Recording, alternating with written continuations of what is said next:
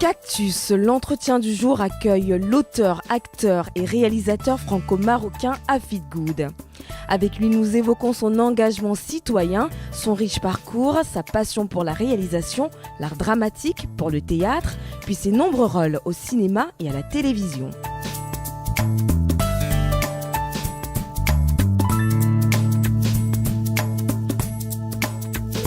Hafid Goud, bonjour. Bonjour Amadou. Soyez le bienvenu. Merci dans de me Cactus recevoir. sur YouBiz News. Alors, théâtre, télévision, cinéma, littérature, le ciel est votre limite, mais pas de limite. Enfin, on est sérieux sans se prendre au sérieux. On fait les choses avec le cœur. Vous êtes un boulimique, vous êtes un personnage un peu particulier au sens où vous allez, vous diriez que le véritable nerf c'est quoi? Le désir, la volonté de faire. Comment vous expliquez cette boulimie, cette libido de créativité? Eh ben, c'est une envie de vouloir faire les choses. Moi, je suis dans un tempérament de faire depuis ma plus tendre enfance. Tu vois, je ne suis pas de ceux qui attendent que le téléphone sonne pour faire les choses. On aime bien provoquer les choses, susciter le mouvement, aller de l'avant. C'est-à-dire, quand on dit ça, on n'a pas dit grand-chose, mais vous êtes à la fois producteur, vous avez fait des courts-métrages, vous êtes comédien, vous êtes littérateur, on peut dire ça aujourd'hui. Moi, littérature, je dirais pas, je me prétendrais pas être un littéraire, mais j'ai le goût de l'écriture, certes. On va revenir Ouais. sur ce roman 31 février, paru aux éditions Plomb. Est-ce que, après tout ce qu'on voit de vous déployer avec force, abnégation, détermination, courage et passion, est-ce que la prochaine étape, votre prochaine incursion, votre prochain terrain de jeu, théâtre d'expression, c'est la politique? Ah, pas du tout. Bien Loin sûr. de là, je suis pas du tout un politicien dans le sens, voilà, parce que moi je fais les choses avec le cœur et j'ai pas de stratégie calculatrice ou machin. Je fais les choses qui me semblent bon, vraiment vouloir faire. Moi, ça vient des tripes, quoi. Tu vois, il n'y a pas de, voilà, la politique pour moi, c'est. Vous ne faites pas de calcul. Mais alors, est-ce que vous acceptez quand même de considérer que certains des actes que vous avez posés, y compris dans votre engagement artistique, avaient des relents citoyens? Je pense notamment à votre volonté d'enrôler la jeunesse pour aller voter. Vous pouvez nous parler de cette Oui, période je de suis votre même vie? un peu déçu pour vous dire. Je suis même Alors, un peu déçu. rappel des faits, qu'est-ce que vous avez fait? Rappel des faits, c'est qu'en 2006, il y avait la campagne présidentielle de 2007. Quelques mois avant, j'avais réalisé un spot associatif qui s'appelait Le Forum, avec parrainé par Samuel Benchetrit, qui était, et avec Rachid Jaidani, Frédéric Shaw. C'était l'histoire, on s'était remémoré l'époque où le candidat Sarkozy à l'époque avait dit je vais nettoyer les cités au Karcher. Donc moi à l'époque naïf, ça m'avait vraiment touché et marqué. Donc j'ai dit non, on va prouver que par nous-mêmes on peut vouloir changer la donne en s'inscrivant sur les listes électorales et prendre notre destin en main. Et Verdict. donc, verdict, c'est que je suis déçu dans le sens où rien n'a été fait, quoi. C'est-à-dire que les jeunes que vous avez souhaité voir s'enrôler en politique n'ont pas suivi le mouvement? C'est pas qu'ils n'ont pas suivi le mouvement, à un moment donné, ils y ont cru, mais à un moment donné, ils te disent qu'est-ce que tu nous apportes toi, qu'est-ce que tu nous fais, qu'est-ce que font les autres pour nous, tu vois. Donc quand tu vois les gens à la télé, ils te disent, quand tu vois les mômes à la télé, regarde des politiciens, c'est tous des véreux, quoi. Ça veut dire quoi? Ça veut dire tous pourris, tous véreux? Il y a une désaffection Non, c'est du pas côté tous pourris, tous véreux, c'est qu'il y a des gens de bonne volonté, il y a des gens nobles, forcément, mais je veux dire, on les voit pas assez, on les voit pas en avant. Quand tu vois plus de candidats, plus d'élus politiques passer de plateau télé en plateau télé, le travail de terrain, il est où? Il se fait où? C'est pas avoir des relais sur le terrain, c'est pas ça, c'est d'être sur place, c'est d'être à l'écoute des gens, prendre le pouls de la société, c'est pas en faisant de l'audimat à la télé qu'on... C'est tout ça qui nourrit votre envie de créer. Voilà. Dans votre roman notamment, vous racontez la folle épopée d'un trio d'origine marocaine comme vous. Ouais. Il y a toujours la distance. Quelle est la part de biographique que l'on retrouve dans certains des personnages que vous campez? Et donc, ces jeunes se disent que tout leur est possible. Et c'est quoi? C'est une radioscopie d'une génération? C'est ça, c'est une radioscopie d'une génération, comme vous le dites si bien. Il y a Samy, Souleymane et Fabrice. Tous deux sont français, d'origine étrangère, particulièrement continent africain, sauf pour Fabrice qui est polonais d'origine. Ça se passe en Moselle, dans la région de l'Est, en Alsace, dans la Lorraine plus exactement. Donc l'incident déclencheur, c'est que Samy est un boulimie de travail, un comédien, un mec qui veut devenir comédien. Ça me rappelle quelqu'un, ça. et qui fait de petit boulot en petit boulot et qui à un moment donné il en a marre et il rencontre une personne qui lui dit viens bosser dans l'immobilier. Ça se passe bien pendant quelques mois dans son patelin à Creusval. Ça finit par tourner mal. Voilà, ça finit par tourner mal et qui lui dit écoute je vais te licencier. Et le jour de son licenciement, son patron se fait livrer une Ferrari. Donc lui pour se venger, il lui pique son carnet d'adresses. ces trucs immobiliers. Et puis l'aventure commence au Maroc. Ils vont convaincre Souleymane, qui est d'origine sénégalaise, et ça va être une histoire record. Alors ne dites pas tout, mais lorsqu'on vous entend parler, vous décryptez quand même, quel que soit l'axe sur lequel on vous retrouve derrière une caméra, derrière une plume pour écrire ce roman, le malaise d'une génération, c'est quoi? C'est le problème de l'emploi, le problème de l'accès à une représentativité sociale? Il y a un peu de ça, en même temps? c'est tout un mélange, c'est un espèce de, comme on dit, un espèce de tagine, un manque d'écoute, un manque de considération, à la fois sociale, économique. Et donc voilà, c'est pour ça que Samy, Fabrice et Souleymane vont tenter leur chance dans un pays qui est le Maroc. Pourquoi? Parce que le Maroc, à l'heure actuelle, on entend beaucoup parler, c'est un carrefour économique. Voilà, puis ça englobe aussi l'Afrique, qui est un continent émergent et qui continue à être émergent dans les décennies à venir. Je pense que c'est le continent de demain. Mais alors vous êtes l'un des derniers bastions de cohésion sociétale en France, parce qu'on nous dit que le pacte républicain a volé en éclats. Que se passe-t-il en banlieue? C'est quoi le malaise? Tous des sauvageons? C'est génétique? C'est atavique? C'est culturel? C'est un manque d'amour, un manque de considération. C'est surtout ça.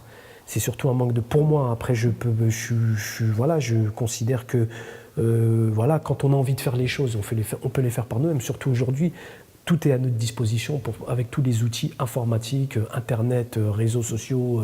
On peut faire passer plusieurs messages et dire c'est que maintenant il faut être acteur de sa propre vie, rien attendre de certaines institutions. Comme certains vous en voulez à certains politiques qui ont par exemple empêché les îlotiers de continuer à être dans les quartiers, les îlotiers, c'est-à-dire ces policiers qui faisaient des rondes dans les quartiers. Pas spécialement les policiers, parce que moi je viens d'un milieu associatif. Les médiateurs, les grands frères? Les fameux grands frères, c'est un truc qui me gêne un peu. Lâchez-vous. Non, parce qu'il y a ce côté un peu assisté. Et il n'y a rien de pire comme humiliation d'être assisté, quoi. C'est surtout quand on a la force de l'âge et vouloir faire les choses. Je veux dire, pour moi, un politicien ou un truc, moi, j'étais travailleur social pendant une certaine période. J'ai fait un petit peu le tour des banlieues à ce niveau-là, dans le réseau associatif. Et je me suis rendu compte que il y avait du foutage de gueule, il y avait un espèce de cynisme, il y a un espèce de donc et à partir de là, j'ai décidé de me consacrer à fond dans mon art, quoi. Alors, vous appelez Hafid Good, vous êtes d'origine marocaine, nul n'est parfait, vous avez grandi en région parisienne.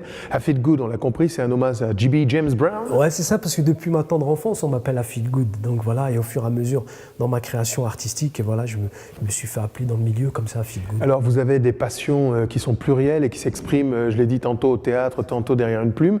Côté cinéma, côté théâtre, ça se balance entre Jean-Paul Belmondo et on va dire Daniel Auteuil. C'est ça. Daniel Auteuil, Jean-Paul Belmondo. Côté Afrique, Sidiki Bakaba, pas mal de... Vous les avez croisés? Je les ai croisés, trois, bien sûr. Jean-Paul Bébel. Jean-Paul Bébel, oui. J'ai eu l'occasion de le rencontrer à plusieurs reprises, oui. On a eu un court échange. Sidiki Bakaba est presque un ami pour vous? C'est un grand frère. Donc c'est quelqu'un qui fait partie, qui donne de l'inspiration et qui ouvre la voie sur... Alors pour les jeunes générations, Sidiki Bakaba, c'est celui qu'on appelle, ça m'énerve un peu, le Jean-Paul Belmondo africain, parce qu'il est lui-même, Sidiki Bakaba, un immense comédien, acteur. Justement, vous avez la chance d'être l'un des rares qui allait dans toutes les parcelles de créativité africaine. Ça va au Maroc, ça va en Côte d'Ivoire, on vous retrouve au Burkina, au FESPACO. C'est quoi l'énergie que vous retrouvez dans tout ça? C'est quoi les liens, les passerelles? Les liens, ces passerelles, c'est que j'ai eu la chance depuis jeune de découvrir des textes de grands auteurs africains comme Amadou Mpateba, donc que j'aime beaucoup. Et ce qui est bien, c'est que moi, étant d'origine marocaine, plus exactement d'origine berbère, on a cette similitude avec certains griots africains, c'est qu'on a la culture de l'oral. C'est-à-dire que les griots, quand ils partent de village en village, ils viennent, c'est des conteurs, ils racontent, mais de façon imaginaire, et chaque mot est imaginé, chaque mot fait référence à quelque chose qui est en rapport avec l'humain. Et c'est pas pour rien qu'on dit que l'Afrique, c'est le berceau de l'humanité. Ouais, et de l'humanité cinématographique, si on regarde du côté de Nollywood, bientôt avec Hafid Good, bientôt Hollywood? Faisons step by step. Non, je vous pose la question à dessein parce qu'il y a une adaptation du roman? Il y a une adaptation du roman de 31 février qui est en cours, donc ça se passe plutôt bien, c'est sur la bonne voie. Alors ce titre, 31 février, tout le monde sait que février, c'est les années bissextiles. Manque de peau pour ceux qui sont nés après le 28, ils fêtent leur anniversaire une fois tous les 4 ans. Pourquoi ce titre? 31 février, parce que à la fin du livre, c'est une histoire financière, il y a une histoire de chèque à la fin, et donc voilà, c'est une idée qui m'est venue quand j'étais en Côte d'Ivoire, lors d'un festival de cinéma. Et puis au retour, j'ai rencontré dans l'avion, j'ai rencontré un passager qui m'avait demandé de remplir sa carte de débarquement pour arriver à l'aéroport de Roissy. Il était écrit 31 février 1959. Donc j'étais un petit peu intrigué, j'ai laissé faire. Je me suis dit, bon, finalement, c'était un clandestin qui a réussi à passer les douanes d'Abidjan. Alors, on va faire un petit jeu de rôle. Vous voilà devenu homme politique, puisque vous êtes acteur, comédien. Quelles sont les préconisations que vous prendriez, que vous insuffleriez si vous accédiez à l'échelon supérieur de la nation pour favoriser cette cohésion? Quelles sont les mesures drastiques que vous prendriez tout de suite maintenant sur la question de la thématique des migrants, de l'immigration et de l'intégration et de la cohésion sociale? La première des choses, c'est que je relancerai l'éducation populaire, premièrement, et je mettrai en place un programme qui s'appellerait la civilisation afro-européenne. Et vous savez que c'est quasiment mission impossible, puisqu'on a même certains termes qui sont sortis des manuels scolaires. Par exemple, la place de l'Afrique est extrêmement réduite dans les manuels d'histoire. Je pense que c'est une erreur et je ferai tout ce qui est en mon pouvoir pour le remettre en place, pour que les générations futures puissent... Parce qu'on est tous concernés par Donc l'éducation, c'est l'une des clés de voûte, l'un des chemins par lesquels vous pensez qu'on peut favoriser le vivre ensemble. L'éducation par la culture et l'éducation par l'image. Parce qu'aujourd'hui, il faut apprendre, c'est bien beau d'apprendre aux enfants à écrire, à lire, à compter, mais il faut apprendre aussi à décoder quelle image on veut vous faire, à décoder une image. Vous êtes en train d'envoyer un message au patron de chaîne de France à tous les concernés, à toutes les institutions concernées. Oui, parce que vous sembliez dire quand même qu'il y a des difficultés, sans jouer la parano, dès lors qu'on est d'origine marocaine, de passer sur certains médias. Non, moi j'ai aucun problème avec ça. Ça. Non, moi j'ai aucun problème avec ça, très sincèrement. C'est parce que je suis français, d'origine marocaine, je revendique mes origines, certes, mais j'ai aussi ma part d'universalisme en moi. Je n'ai aucun problème avec ça, je l'assume, au contraire, c'est même une richesse. Mais quand certains disent qu'il n'y a pas assez de représentativité dans les médias, dans le service public, à France Télévisions, qui colle au réel de ce qu'est la France d'aujourd'hui, bien sûr, il y a un vrai problème, je souscris. Il y a un vrai problème. Pourtant, vous les côtoyez tous, vous côtoyez quelques grands patrons de chaînes. J'ai déjà eu l'occasion de parler avec certains, mais voilà, il y en a qui ont la bonne intelligence de comprendre les choses et qui essaient à leur niveau de faire avancer les choses, mais vous savez, on n'est pas tout seul à décider. Il y a toujours une barrière, il y a toujours quelqu'un qui bloque, il y a toujours non, c'est pas le moment, ce fameux non, c'est pas le moment que tu dois connaître. Je sais pas, c'est pas le moment. Donc c'est pour ça que je dis toujours, ça revient à ce qu'on disait depuis le départ, c'est faisons les choses par nous-mêmes. Aujourd'hui, il y a la capacité, il y a des nouvelles générations qui sont loin d'être bêtes et loin d'être cons, avec des petits moyens, ils peuvent faire des choses magnifiques. Et que répondez-vous à ceux qui objectent en disant oui, mais là c'est du communautarisme? Qu'est-ce que ça veut dire le communautarisme? Je vous pose la question. Moi aussi, je me pose la question. Bonne réponse. Voilà. Alors, si vous aviez un conseil, je sais que les conseillers ne sont pas les payeurs, parce que vous êtes quand même un modèle, vous êtes une référence, vous êtes quelqu'un qui, très jeune, avait multiplié les expériences, le cinéma, la production, vous avez monté vos propres boîtes, fait des courts-métrages qui ont été distingués, on se souvient, et des films, La Marche des Crabes notamment, qui a eu un vrai succès, plus qu'un succès d'estime. C'est quoi? Il faut faire, faites, quoi qu'il arrive, faites. Personne viendra vous chercher, vous dire, voilà, je vais te mettre ça... Vous aurez toujours des gens qui vont vous accompagner, qui vont vous soutenir, qui vont vous... Certes, mais à un moment donné, si on ne fait pas les choses par nous-mêmes, si ça ne vient pas de nous-mêmes, par notre singularité, à nous, on n'avancera jamais, quoi. Je veux dire, personne ne viendra les gens ne seront pas toujours là pour vous épauler, quoi. On vous montre la voie et puis c'est à vous de la saisir, quoi. Un personnage à découvrir. Il y a un site internet qui campe un peu l'étoffe de toute cette diversité que vous déployez par création interposée. C'est hafidgood.com. Voilà, c'est ça. Et James Brown, pas eu l'occasion de le rencontrer? Pas malheureusement, mais paix à son âme. J'ai vraiment j'étais peiné le jour de sa mort et vraiment c'est quelqu'un qui m'a beaucoup donné beaucoup d'énergie, quoi. Voilà. Hafidgood, ça se passe un 31 février, à ne surtout pas louper. Merci, bon retour au Bercail. Merci beaucoup. Merci de vos lumières et puis longue vie à UBiz News. Et merci pour l'accueil et merci d'avoir mis la lumière sur le travail, quoi. Merci de rester scotché sur les programmes de UBiz News, votre chaîne Infomusement.